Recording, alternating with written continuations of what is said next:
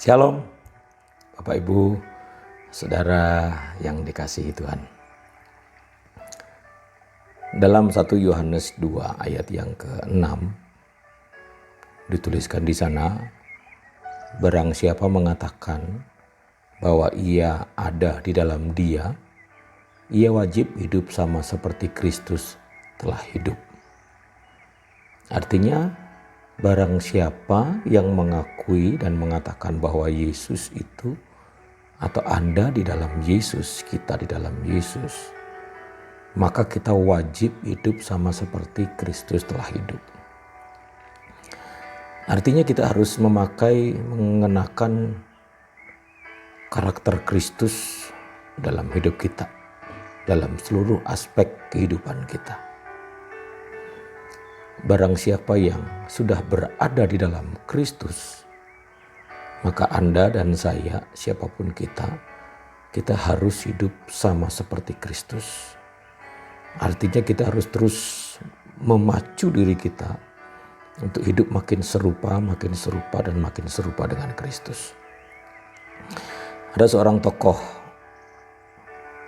fenomenal, dia adalah orang Jepang. Dia bernama Toyohiko Kagawa.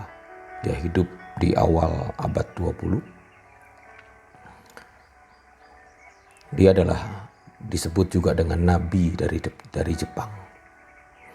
Karena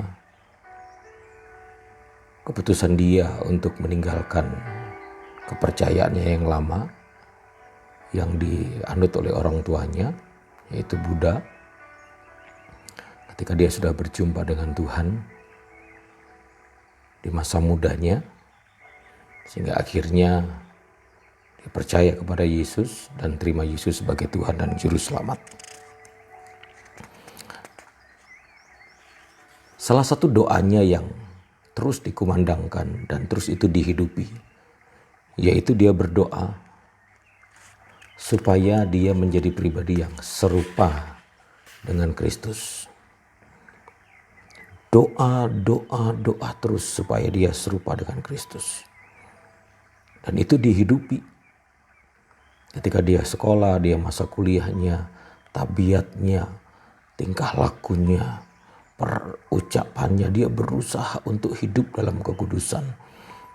Menghidupi 1 Yohanes 2 ayat 6. Barang siapa hidup di dalam Dia, ia wajib hidup sama seperti Kristus telah hidup.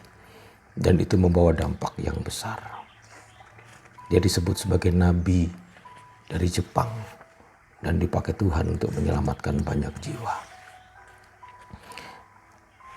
Lebih dari 60 buku yang dia cetak, yang dia susun, dan itu banyak menjadi berkat.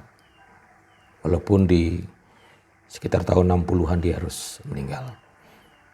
Pesan Tuhan hari ini, Bapak Ibu Saudara, mari kita menjadi pribadi yang terus rindu semakin serupa dengan Kristus. Dengan cara apa? Hidup sama seperti Kristus telah hidup. Tuhan Yesus memberkati. Shalom.